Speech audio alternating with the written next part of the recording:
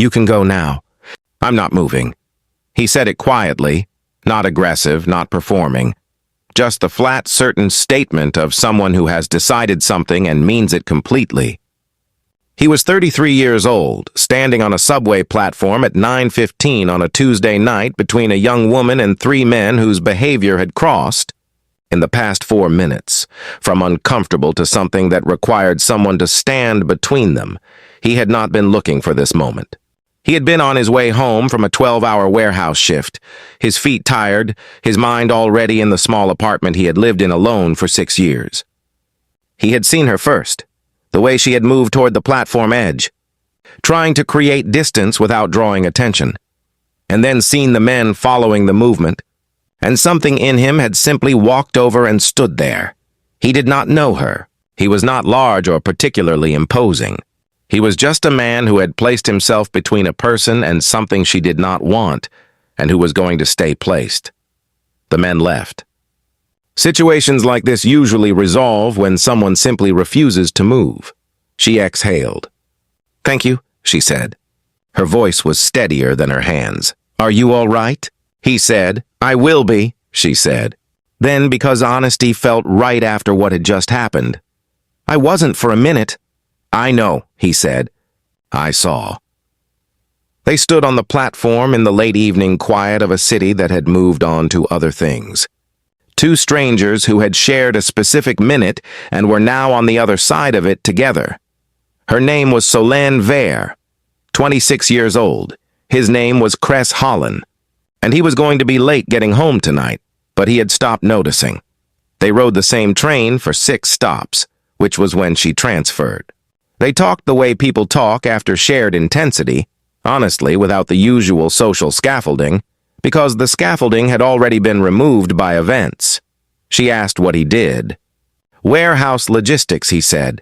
Inventory systems, overnight freight coordination, a job he was good at and that did not know he was good at in the ways that would have mattered. She asked what he wanted to do. He paused. The pause of someone who has stopped asking themselves this question regularly because the asking had not yet produced a useful answer, and then said, "Supply chain operations." The planning side, moving things efficiently at scale. He had notebooks of ideas, systems he had designed in the margins of his shifts, frameworks no one had ever asked to see. She listened the way people listen when they are genuinely interested rather than waiting for their turn. "Have you ever shown anyone?" she said. "No one's asked," he said simply. Her stop came. She stood. She looked at him, this man who had walked over without being asked and stood between her and something frightening, and had then talked about supply chain notebooks for 6 stops with the unperformed passion of someone who has been waiting for someone to ask. "I'd like to ask," she said. "To see them, I mean. If you're willing." He looked at her. "Why?" "Because I think you're the kind of person who knows things that don't have an obvious way out yet," she said. "And I know someone who might want to know them." He didn't ask who. The train doors closed between them. He had her number in his phone. Her father was Wendell Vere, 55 years old. Founder of Vere Logistics Group, a supply chain and freight company he had built over 25 years into a national operation. He had been looking for 8 months for a head of operational innovation, someone who understood freight systems at the ground level and had the instinct to redesign them from the inside. Every candidate he had interviewed had the credential and lacked the instinct, or had the instinct buried so deep beneath other people's frameworks that it was no longer recognizable as their own. Solène told him about the subway. She did not tell him that first. She told him after.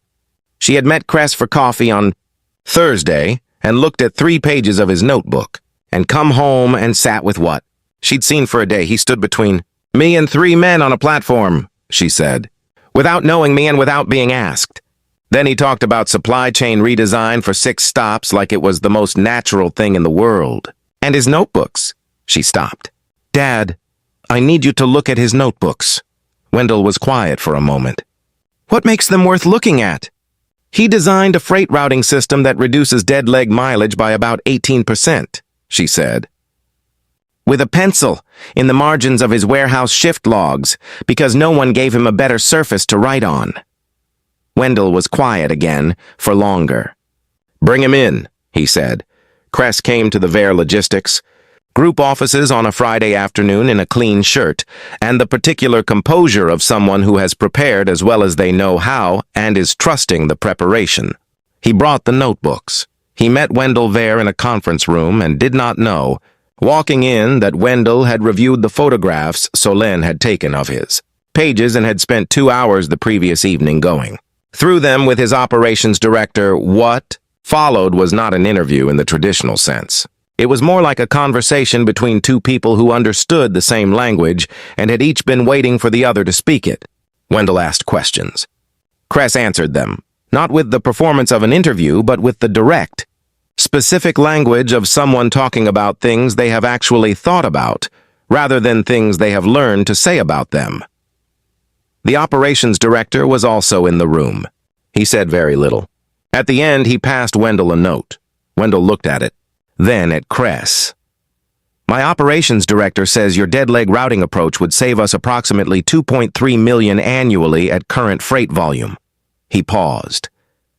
"He also says it's better than what we currently have." Kress was very still. "It works in theory," he said carefully. "I've never had a system to test it in." "You do now," Wendell said, "if you want it." He called Solène that evening. She answered on the second ring.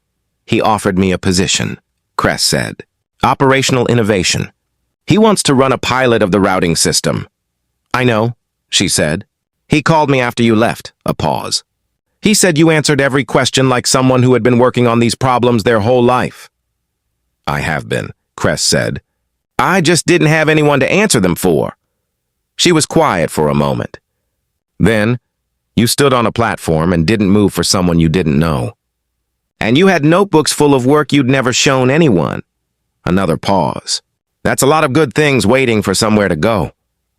He looked at his apartment, the small table with the notebook stacked on it, the margins full of ideas. The 6 years of working in the dark towards something he had not been able to see clearly until a Tuesday night on a subway platform when someone had simply asked. "Thank you," he said, "for asking to see them." "Thank you for standing there," she said softly. "For not moving. Stand between someone and what's frightening them. Don't wait to be asked. The courage it costs you is small. What it gives them and what it opens for you is beyond calculation. If this story touched your heart, please like, share, subscribe, and comment. Let's spread more stories of kindness and hope together.